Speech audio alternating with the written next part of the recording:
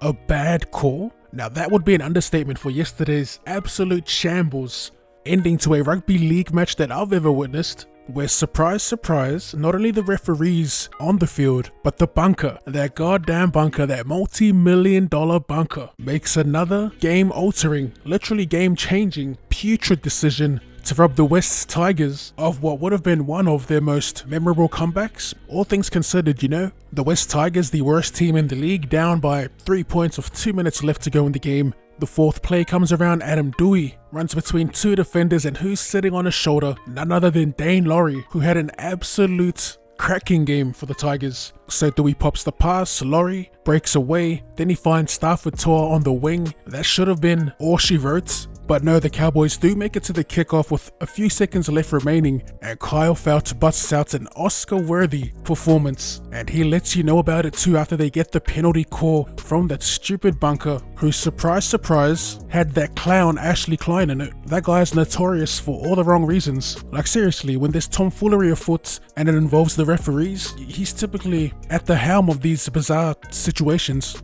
He isn't the only one that should be held accountable. Obviously the on-field official, Chris Butler, for even allowing the Cowboys to challenge the play, which I'm fairly certain they had no right to.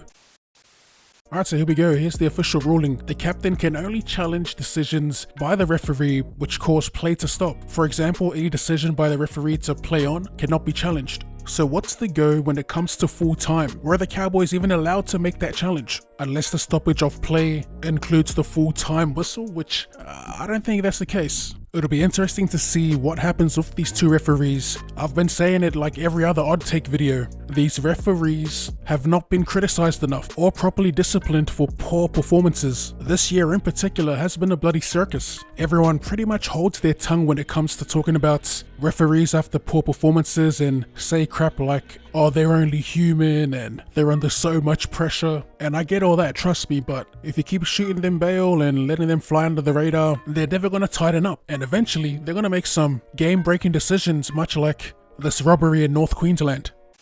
So when players stuff up, they typically get made an example out of. It'll be interesting to see what happens with these referees. What would you even call a proper punishment, if you will? I'm not calling for them to lose their job, but something has to give. These are what you call your senior refs, your vets, if you will, making these types of decisions. And again, I just want to reiterate, I'm not bashing the refs. And again, we know they're under pressure, but being under pressure while making these decisions is what comes with the gig. If we're being honest, this decision isn't even a pressure cooker decision. It's just a straight up trash call. Hold them to a higher standard. If the vets are getting them wrong, you may as well blood some new refs. I don't know how that whole thing works, but question for you. Do you think the Tigers were robbed? And do you reckon I'm being too harsh on these referees? Let me know your thoughts in the comment section down below. As always, if you enjoyed that and would like to see more rugby league related content or content in general, be sure to hit that like button, subscribe to the channel if you're new. Thank you for tuning in, and I'll see you